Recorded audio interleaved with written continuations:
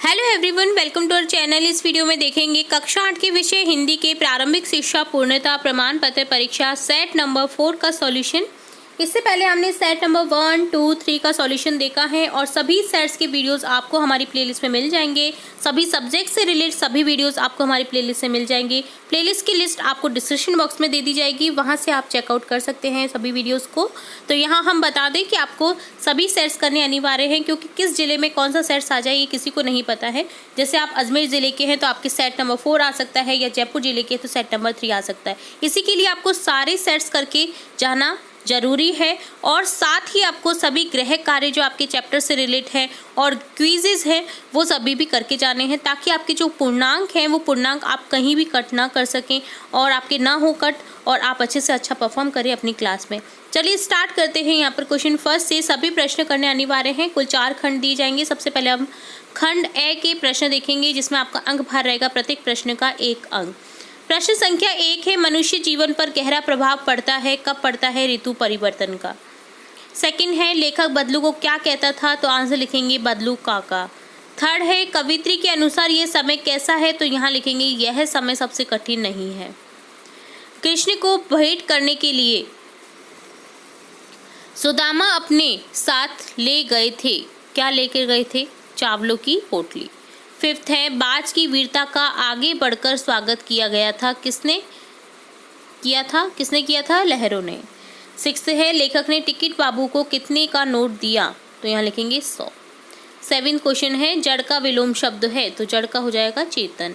Eighth है, वारी जलद पयोदी वर पर्यायवाची हैं, तो किसके हैं? लास्ट में अगर आपको दय मिलता है ना, तो जो जल के पर्यायवाची होते हैं उसमें अगर दय लगा देते हैं तो वो बादल के पर्यायवाची बन जाते हैं, और अगर जय लगा देते हैं तो वो बन जाते हैं कमल के। ठीक है, तो इस चीज़ को अगर ध्यान रखेंगे तो आपके 3 शब्द के पर्यायवाची रेडी हो जाते हैं, जल, कमल और बादल। ठीक है, ऑप्शन बी करेक्ट कर देंगे। नेक्स्ट है आपका 9th क्वेश्चन, घायल बाज को देखकर सांप खुश क्यों हुआ होगा? क्योंकि घायल बाज को देखकर सांप खुश इसलिए हुआ होगा कि वह इस स्थिति में नहीं कि उसे कोई नुकसान पहुंचा सकता है। 10th क्वेश्चन है, कवि ने अपने जीवन की तुलना बसंत से क्यों की है? तो आंसर लिखेंगे कवि अपने जीवन को बसंत में बनाकर अनंत काल तक जीने की इच्छा रखता है, अर्थात जिस प्रकार बसंत को आते देखकर ही वातावरण आनंदमय हो जाता है, वैसे ही वह भी अपने कार्यों से इस संसार में यश पाने की इच्छा से पूरित होकर अनंत काल तक जीना चाहता है। नेक्स्ट 11th क्वेश्चन है, निम्नलिखित शब्दों में मूल शब्द और प्रत्यय अलग कीजिए। तो यहाँ लिखेंगे जल का हो जाएगा जल, ठीक है, दे, और लाभप्रद का हो जाएगा लाभ, धन, प्रद। सामाजिक में समाज, धन, एक, और आरामदायक का हो जाएगा आराम देह। ठीक है, 12 क्वेश्चन है, स्वर संधि किसे कहते हैं? 2 उदाहरण दीजिए। जहाँ पर स्वर का स्वर से मेल होता है उसे स्वर संधि कहते हैं, जैसे राम धन अवतार, राम अवतार। ए से ए का मेल हो रहा है। देव धन इंद्र, ए का ई से मेल हो रहा है, तो यहाँ लिखेंगे देवेंद्र। ठीक है, मतलब स्वर का स्वर से मेल होना चाहिए, तब वो होती है स्वर संधि। और अगर व्यंजन स्वर का व्यंजन से या व्यंजन का व्यंजन से होता है तो वो कौन सी होती है? व्यंजन संधि। विकसित तो आपको पता ही है। 13 क्वेश्चन है, सड़क पार करते समय किस बात का ध्यान रखना चाहिए? सड़क पार करते समय सदा जेब्री क्रॉसिंग का प्रयोग करना चाहिए। पहले दाएं फिर बाएं देखकर सड़क पार करनी चाहिए। चौराहे पर लाल हरी बत्ती का ध्यान रखना चाहिए। ठीक है, 14 है, अपने पड़ोस में हो रहे बाल विवाह को रोकने के लिए आप क्या करेंगे? तो आंसर हो जाएगा उनको बाल विवाह से होने वाले नुकसान के बारे में बताकर समझाएंगे।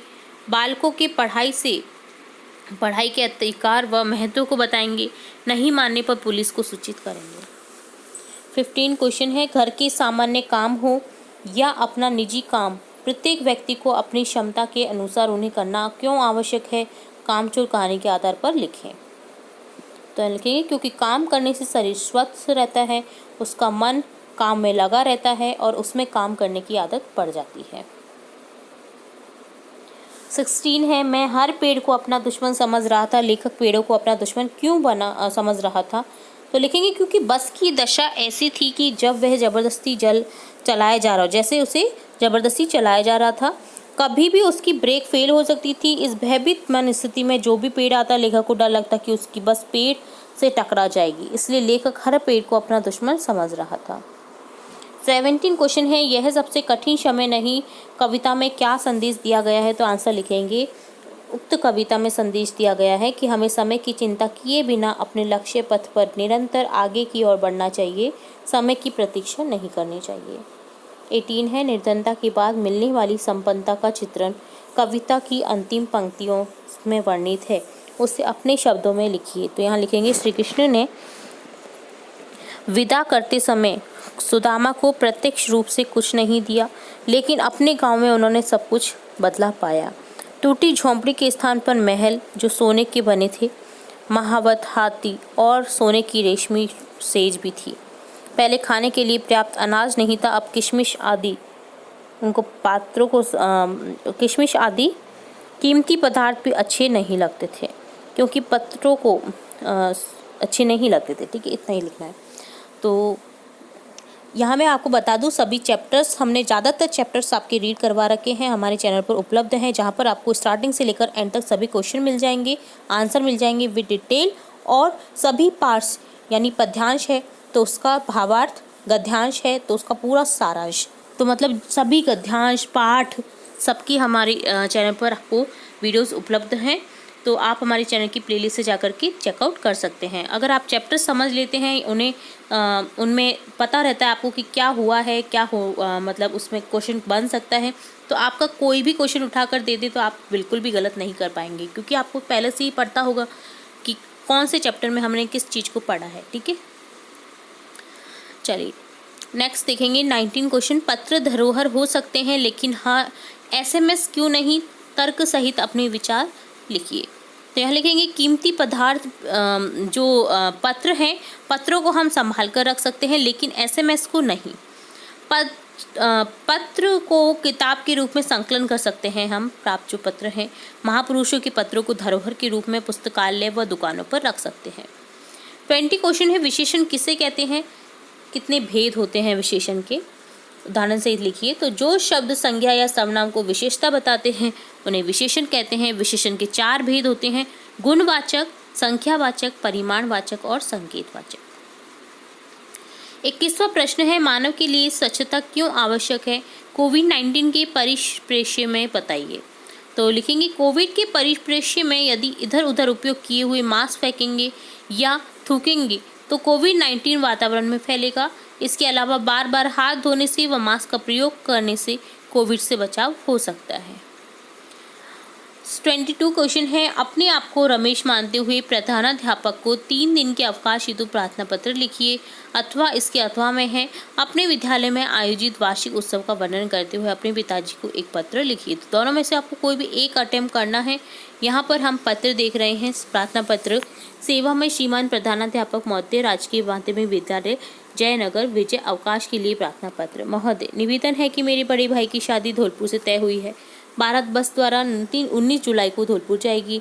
मैं अपने बड़े भाई के शुभ विवाह में सम्मिलित होना चाहता हूँ, इस कारण मैं 3 दिन तक विद्यालय में उपस्थित नहीं हो सकता।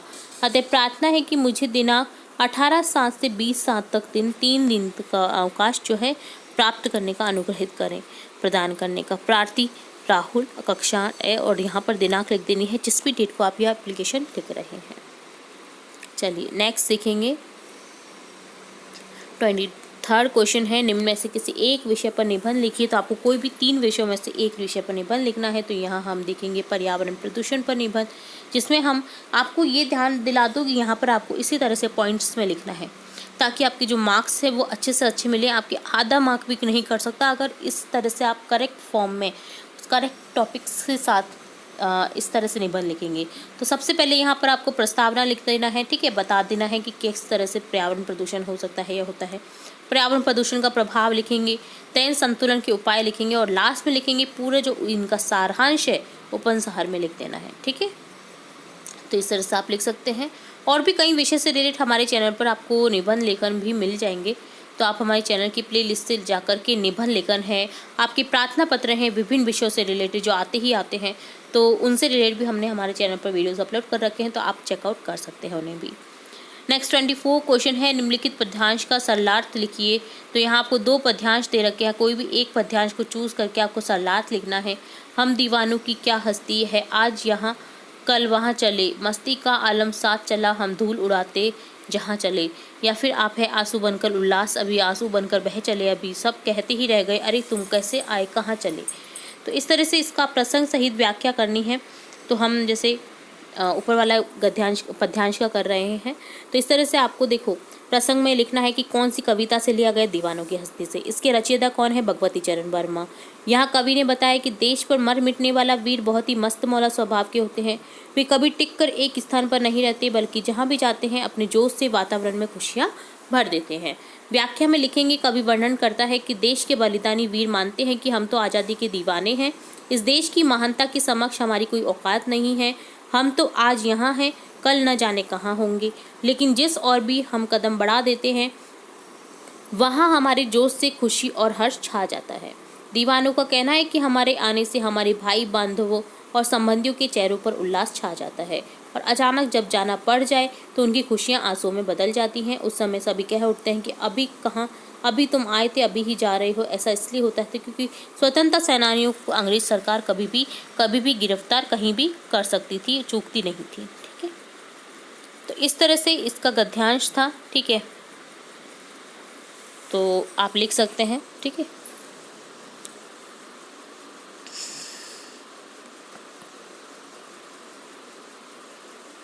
तो हमने स्टार्टिंग से लेकर एंड तक गद्यांश पर जो पद्यांश है उसका व्याख्या देख लिया है।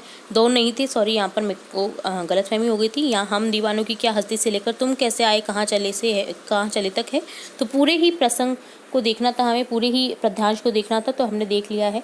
और लास्ट क्वेश्चन है आपका यहाँ पर, निम्नलिखित गद्यांश को पढ़कर नीचे दिए गए प्रश्नों के उत्तर दीजिए। आपको एक गद्यांश दे रखा है जिसमें लास्ट नहीं है। गद्यांश को पढ़ करके आपको उत्तर देने हैं क्वेश्चन के। किसका मन टोपी पहनने का करता था, गवरिया का। गवरा के अनुसार टोपी कौन पहनता था, गवरा के अनुसार टोपी राजा पहनता है। टोपी उछलते देर कम नहीं लगती, जरा सी चूक होने पर टोपी उछलते देर नहीं लगती। गवरा ने गवरिया को क्या सलाह दी, तो उसने सलाह दी कि गवरिया टोपी पहनने की इच्छा छोड़ दे, क्योंकि टोपी सलामत रखने के चक्कर में कितनों को टोपी पहनानी पड़ती है। ठीक है, तो ये लास्ट ही था। इसी तरह से हमने स्टार्टिंग से लेकर एंड तक सभी क्वेश्चंस के आंसर विद डिटेल देख लिए। उम्मीद है आपको पूरा पेपर समझ आएगा। और अगर किसी क्वेश्चन में कोई डाउट रहता है तो आप कमेंट बॉक्स में कमेंट करके पूछ सकते हैं। तो सभी स्टूडेंट्स को हमारे चैनल की ओर से आने वाले एग्ज़ाम्स के लिए बेस्ट ऑफ लक। उम्मीद है आपके पेपर बहुत अच्छे से हों और आप अपने पूर्णांक में से पूर्णांक हासिल करें और अपनी कक्षा में टॉप कर सकें। ठीक है, अगर हमारे चैनल की ओर से आपको थोड़ी भी हेल्प मिलती है तो आप हमें कमेंट बॉक्स में ज़रूर बताएं, ताकि हमें मोटिवेशन मिले नए नए वीडियोस बनाते रहने की। तो हम फिर मिलेंगे नई वीडियो के साथ, तब तक के लिए धन्यवाद।